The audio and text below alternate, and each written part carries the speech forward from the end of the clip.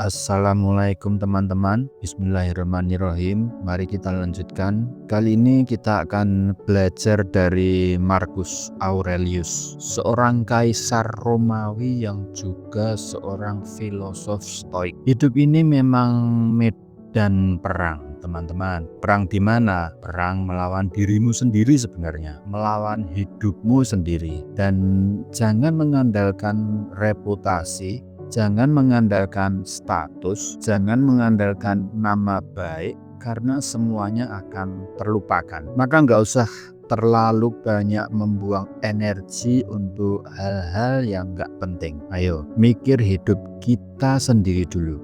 Hidup kita itu juga nggak terlalu bagus kok ya kondisinya. Semua orang juga begitu. Kalau ditarik lebih jauh lagi, tidak ada orang yang pantas untuk sombong. Sering saya bilang bahwa manusia itu diciptakan sebagai sosok yang tidak pantas untuk sombong karena lemah dalam segala aspeknya. Nah, orang Stoik itu punya cara berpikir yang menarik. Yang pertama, filsafat tidak perlu jelimet. Yang penting baik dan manfaat. Ini prinsip yang luar biasa. Kalau di kita kan kadang filsafat itu kalau nggak jelimet ya bikin mumet. Filsafat itu harus rumit. Kalau nggak rumit ndak filsafat. Prinsipnya Stoik itu kebalikannya loh. Ndak ada gunanya perumitan-perumitan. Yang simpel-simpel saja, apa adanya,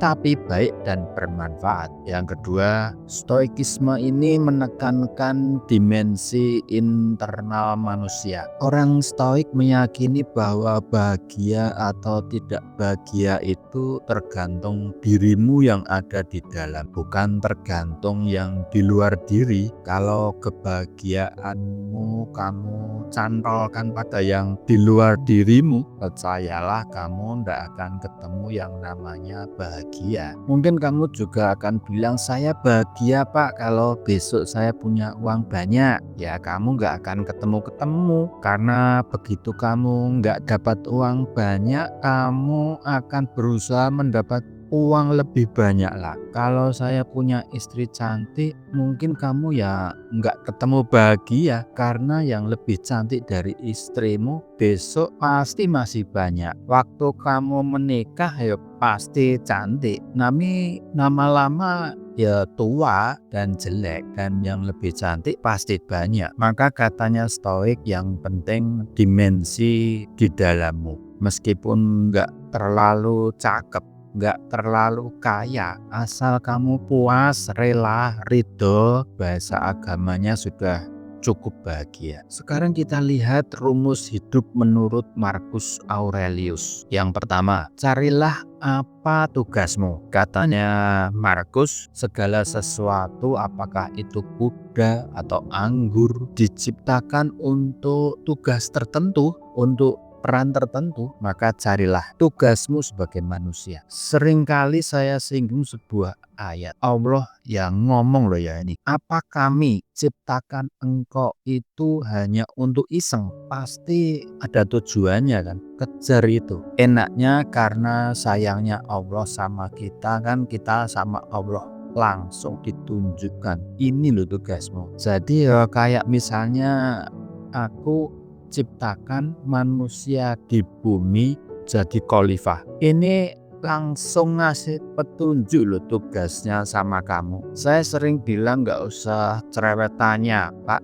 Saya ndak tahu. Kamu sudah tahu. Begitu kamu tahu identitasmu sebenarnya, kamu tahu apa yang harus kamu lakukan. Begitu kamu tahu bahwa saya mahasiswa, kamu sudah tahu apa yang harus dilakukan seorang mahasiswa. Saya ini anak loh Pak. Ya kamu pasti sudah tahu apa yang harus dilakukan seorang anak. Jadi tanya tugasmu apa, jalankan. Yang kedua, ndak usah khawatir, pasti bisa. Manusia pasti mampu melakukan semua yang Tuhan ingin ia lakukan. menentukan. Kalau Allah menyuruh kita jadi khalifah, pasti kita punya kekuatan untuk mengkhalifahi alam semesta. Ketika kamu ditakdirkan jadi mahasiswa, pasti memang kamu punya potensi untuk jadi mahasiswa yang baik. Kita kan sering manja, sering cengeng, sering cerewet. Sudah tahu masih tanya. Kita sering mengkritik Bani Israel, Yahudi, disuruh menyembelih sapi masih tanya kulitnya sapi warnanya apa, besarnya seberapa. Itu namanya cerewet. Samalah kadang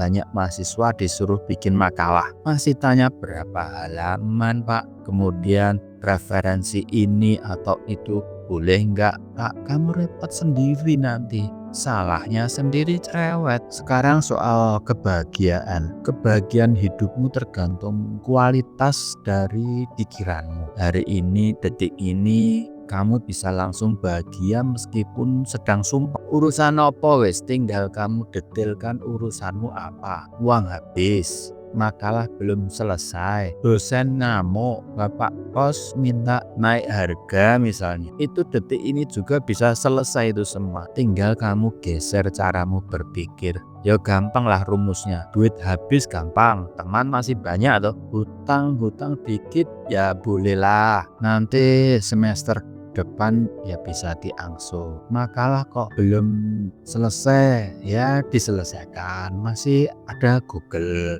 masih ada banyak referensi. Tergantung pikiranmu. Makanya sangat sedikit hal yang dibutuhkan untuk hidup bahagia, dan semuanya ada di dalam dirimu. Di mana itu? Di caramu berpikir. Misalnya kamu, Pak, saya sumpah hari ini orang Indonesia itu loh terpecah dua. Ada kubu pro calon ini, ada kubu pro calon itu. Loh, yang nyuruh kamu mikir itu loh siapa? Nggak ada orang yang nyuruh kamu ngomentari. Nah, salahmu dewe kamu menyumpahkan dirimu dengan hal itu. Bahagialah, banyak hal lain untuk dinikmati dan bahagia. Yang ketika terus menghadapi kesulitan. Katanya Markus, saat engkau tersiksa oleh sesuatu dari luar dirimu, rasa sakit itu sebenarnya bukan dari sesuatu yang menyakitimu, namun dari anggapanmu terhadapnya, dan engkau memiliki kekuatan untuk mencabutnya kapanpun kau mau. Pak, orang itu bikin aku mangkel. Ya Pak lo, salahmu sendiri mau mangkel. Bahwa kamu ndak usah mau jengkel, enggak usah mau mangkel. Kan ndak jadi membuat kamu jengkel, dia membuatmu